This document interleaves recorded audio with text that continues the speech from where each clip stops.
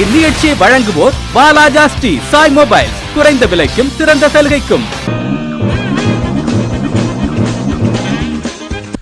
இந்த நிகழ்ச்சியை முழுக்க வாங்குறது வாலாஜி சாய் மொபைல்ஸ் தான். வாலாஜி சாய் மொபைல்ஸில் நீ வாங்கக்கூடிய எல்லா மொபைலுக்கும் நிச்சய பரிசு உண்டுங்க. எந்த மொபைல் நீ கம்மி பட்ஜெட்டில் வாங்கினாலும் சரி, பெரிய பட்ஜெட்டில் வாங்கினாலும் சரி, எல்லா மொபைலுக்கும் வந்து பார்த்தீங்கன்னா நிச்சய பரிசு உண்டுங்க. உங்களுக்கு வந்து ரொம்ப குறைந்த விலையில் உங்களுக்கு வந்து பரிசுகளை வழங்கக்கூடிய ஒரே இடம் எங்கே அப்படின்னா வாலாஜி சாய் மொபைல்ஸ் தான். எந்த மொபைல் வாங்கினாலும் 2GB 4GB 8GB அப்படின்னு உங்களுக்கு மெமரி கார்டு உண்டு.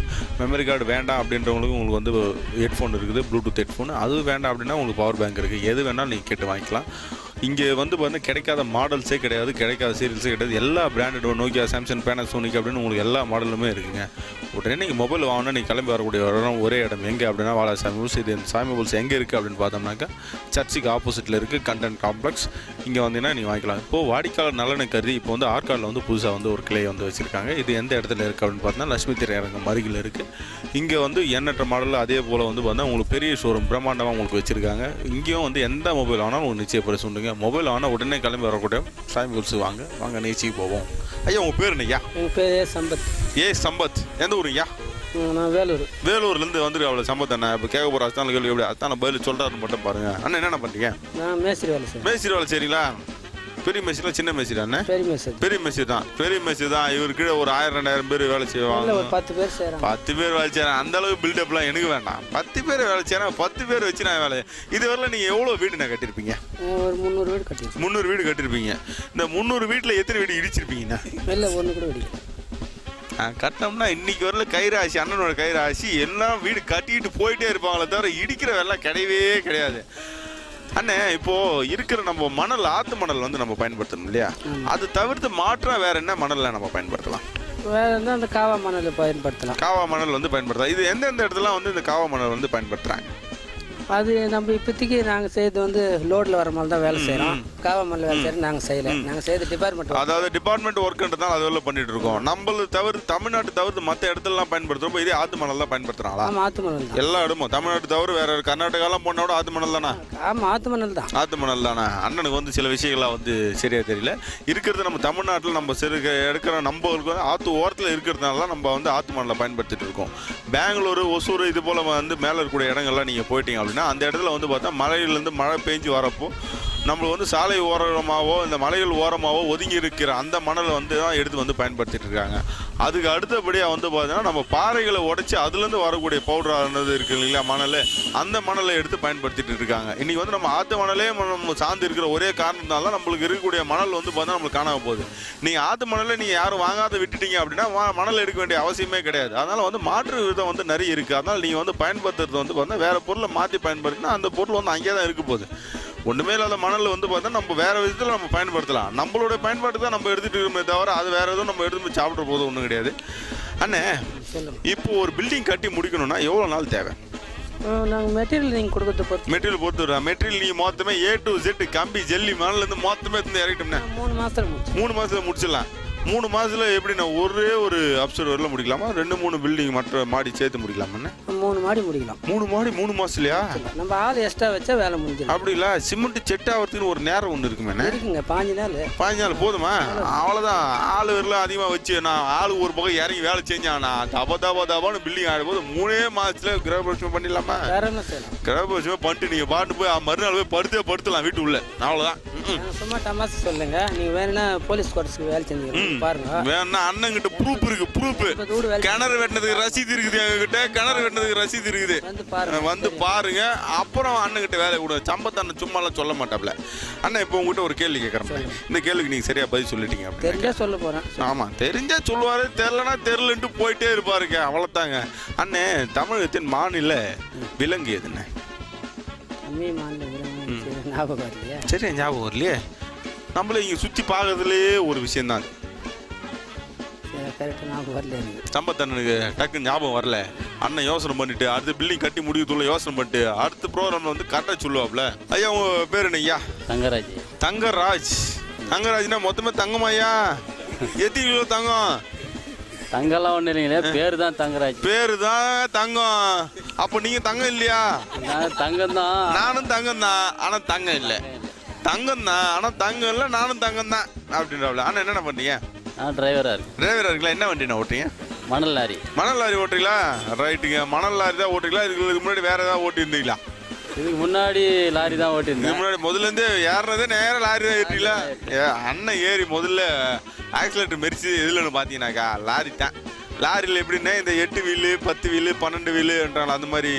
நான் 8 வீல் ஓட்டுறேன். 8 வீல் இருக்கிற வண்டி அண்ணன் ஓட்டுறாரு. பார்த்தீங்களா என்ன பண்ணுறது? அண்ணன் ஒரு லாரியை பத்திரமா ஓட்டணும்னா எப்படிண்ணா ஓட்டணும்?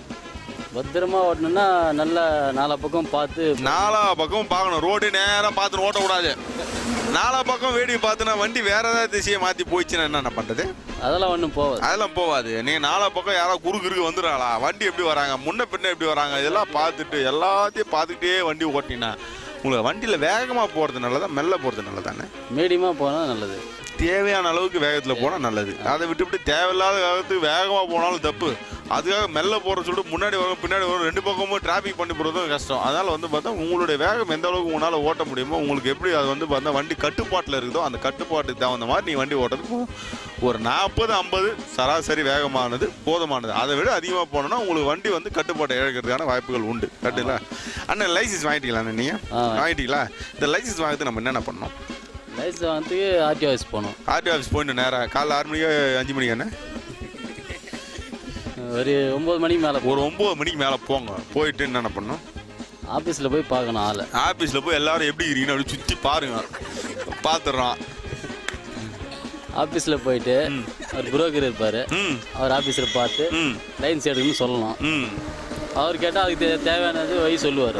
அதாவது சில இடத்துல வந்து ஒவ்வொரு ஆஃபீஸில் இது போல் புரோக்கருங்க இருக்கிறதுனால தான் வந்து பார்த்தீங்கன்னா நிறைய இடத்துல வந்து விஷயம் நம்மளுக்கு தெரியாமல் போகிறது. நம்ம எந்த ஆஃபீஸில் நீங்கள் போய் பார்க்குறப்போ புரோக்கரை போய் பார்க்க வேண்டிய அவசியமே கிடையாது. ஒவ்வொரு இடத்துலையும் வந்து பார்த்தீங்கன்னா நம்ம தகவல் அறிவு உரிமை சட்டத்துக்கு கீழே வந்து பார்த்தீங்கன்னா எந்த இடத்துல போனாலும் அந்த இது வந்து அரசு ஊழியர் வந்து நம்மளுக்கு பதில் சொல்லித்தான் ஆகணும். அதனால் நீங்கள் வந்து புரோக்கர் மூலிமா நீங்கள் போக வேண்டிய அவசியமே கிடையாது. நடுவில் தரகரை வைக்க வேண்டிய அவசியமே கிடையாது. நீங்கள் நேராக ஆஃபீஸுக்கு போனால் ஆஃபீஸில் போயிட்டு இருக்கிறவங்க அந்த இடத்துல வந்து பார்த்தீங்கன்னா எந்த இடத்துல பணம் கட்டணும், யார்கிட்ட என்ன கொடுக்கணும் ஏதுன்றது நீங்களே கேட்டு எல்லாருமே ஒவ்வொரு இடமா கொடுத்துட்டு வந்துடலாமே தவிர நீங்களா நாடி வந்து தரகர்கிட்ட போகிறதுனால நீ தரகர்கள் அதிகமாக ஆகிட்டு இருக்கா. நம்ம ஒவ்வொரு இடமும் லஞ்சம் கொடுக்க வேண்டியது அதிகமாகுது. லஞ்சத்தை நீங்கள் தவிர்க்கணும் அப்படின்னு அதை பற்றி நீங்கள் எதுவாக இருந்தாலும் நீங்கள் நேரில் போங்க. நீங்கள் என்ன கணக்கு போட்டுறீங்க? ஒரு 500 ரூபா நம்மளுக்கு மிச்சமாக இது அதிகமாக செலவானா கூட பரவாயில்ல, நம்ம வந்து பார்த்தீங்கன்னா தரகர்கிட்ட கொடுத்தோன்னா அவரே வேலையை முடிச்சு எடுத்துன்னு வந்துருவார் நம்ம நினைக்கிறோம். அது வந்து நம்ம தவறு. நம்ம நாட்டுக்கு வந்து நம்மளே வந்து பார்த்தீங்கன்னா தீங்கு விளைவிக்கிறோம் அப்படின்றதான் சொல்ல முடியும். அண்ணே லாரியில் எவ்வளோ தூரம் போயிருக்கீங்க? இங்கே லோக்கலில் தான் ஓட்டு. லோக்கல் தான். இன்னும் வெளியூர்லாம் ரொம்ப தூரம்லாம் போகல. நாங்கள் கல்கட்டா மும்பை இது மாதிரிலாம் போகல. லோக்கல்லே தான் சுற்றி வந்துகிட்டே இருக்கிறோம் அப்படின்றால. ஆனால் இப்போ உங்கள்கிட்ட ஒரு கேள்வி கேட்குறேன். இந்த கேள்விக்கு நீங்கள் சரியான பதில் சொல்லிட்டீங்க அப்படின்னாக்கா உங்களுக்கு பாலாஜி சாமி சொல்லுவாங்க அழுகிய ஹெட்ஃபோன் வந்து உங்களுக்கு கிஃப்டாக காத்திருக்குதுண்ணே. என்ன கேள்வி அப்படின்னாக்கா மாநில மலர், தமிழக மாநில மலர் என்னதுண்ணே? மாநில மலர் மலர்னா தாமரையா? தாமரையா இருக்குன்னு நினைக்கிறீங்களா? அப்போ தேசிய மலர் என்ன? தேசிய மலர் அப்படியே அண்ணன் எப்படி யோசனை பண்ணி பார்த்தாப்ல தாமரைன்னு சொல்லிவிட்டாப்ல. உங்க பேர் என்னப்பா? விஸ்வா. விஸ்வாங்களா? விஸ்வா. இந்த விஸ்வா பேர் எங்கேயோ கேள்விப்பட்ட மாதிரி இருக்குது. நிறைய இடத்துலயா? எந்தெந்த இடம் அது? விஐடி எல்லாம் மொத்தம் நம்ம பேர் தான். விஐடியில் கூட நம்ம பேர் தானே இருக்கிற சுற்று வட்டாரத்தில் எங்கே போய் கேட்டாலும் விஸ்வான்னு தான் சொல்லுவாங்க. அந்த விஸ்வா பாய் நீங்கள் தானே? விஸ்வா பாய் எந்த ஒரு பிரச்சனைனால நேராக விஸ்வா கிட்ட தான் வந்து நிற்பாங்க. விஸ்வா பாய் நீங்கள் பார்த்து செய்யுங்க பாய் அப்படின்னா ஓகே பாய் அப்படின்னு சொல்லி இவர் பாய்னு இவர் கிளம்பிடுவார். அவ்வளோதான் பாய் அப்படின்ட்டு. என்ன பண்ணுறீங்க? 10th mister sweet master. Sweet மாஸ்டர்லாம் இனிப்பு இவர்கிட்ட தான். அதனால பேச்சிலே இனிப்பா தள்ளிட்டு இருக்காப்ல, வேற ஒன்றும் இல்லை. இனிப்பில் வந்து பார்த்தீங்கன்னாக்கா ரொம்ப வீட்டிலே ரொம்ப ஈஸியாக சுலபமாக பண்ணக்கூடிய இனிப்பு இது லட்டு தான். ரொம்ப சுலபமாக பண்ணோன்னா வீட்டில் பண்ணக்கூடியது லட்டு தான். இந்த லட்டுக்கு எப்படி பண்ணணும் ஒரு சின்ன டிப்ஸ் ஒன்று கொடுக்கலாம் பார்ப்போம். சர்க்கரை எடுத்துக்கொள்ளுங்கள். கடல மாவு எடுத்துக்கொள்ளுங்கள். சொல்லுங்கய்யா. இருங்கப்பா, சுற்றி இருக்கிறவங்களா கலாய்க்கிறாங்க. இருங்க, பேப்பர் பேனெல்லாம் எடுத்து வச்சுங்க. அண்ணன் சொல்கிறாப்புல விஸ்வா சொன்னான்னா கரெக்டாக இருக்கான். நோட் பண்ணு. கமான். கேஸ் பற்ற வச்சு சர்க்கரை கொதிக்க வச்சு முதல்ல சர்க்கரை கொதிக்க வச்சிருங்க. இறக்கி வச்சிருங்க. தண்ணி வச்சிடணும். தண்ணி ஊற்றி எல்லோ பவுடர் போட்டு தண்ணி ஊற்றி கொஞ்சம் மஞ்சள் கலர் சாயத்தை போடுங்க. 5 படி மாவு போட்டு கடல மாவு கலக்கி எண்ணெய் பற்ற வச்சு அடுப்பு பற்ற வச்சு எண்ணெய் ஊற்றி காஞ்சி பிறகு அடிச்சு அப்படியே அதுல எதுவுமே பூந்தியை போட்டு அப்படியே பூந்தியை எடுத்து மறுபடியும் எடுத்து ஜீரால போட்டு நல்லா பாக போட்டணும். இப்போ நீங்க பாக முதல்ல எடுக்க சொன்னீங்கல்ல, இது எப்படி கம்பி பதமா எடுக்கணுமா இல்ல ஜீரா வந்தா போதுமா, எப்படி எடுக்கணும் இதை, இல்ல முத்திடணுமா? முத்தி பதம் அதிகமாக இருக்கும். பதம் அதிகமா இருக்கணும், கொஞ்சம் முத்தி தான் எடுக்கணும். அப்பதான் வந்து லட்டு பிடிச்சோம்னாக்கா நல்லா கல் மாதிரி இருக்கும். இல்லைனாக்கா கொஞ்சம் இலகுன மாதிரி எடுத்துட்டோம்னா அது கடைசியில் பூந்தியாக தான் இருக்குமே தவிர லட்டு ஆகிறதுக்கான வாய்ப்புகள் இல்லை. இது இந்த மாதிரி நம்ம செய்யக்கூடிய இந்த லட்டு எத்தனை நாள் வரைக்கும் நல்லா இருக்கும்? ஒரு வாரம் வரைக்கும் நல்லா இருக்கும். திருப்பதியில் லட்டு செய்யறாங்க, அது மட்டும் அவ்வளோ டேஸ்டா இருக்குது. என்ன அது கதையே வேற, அது கதையே வேற என்ற காரணத்தினால் திருப்பதி லட்டை பற்றி நாம் அப்புறம் சந்திப்போம்.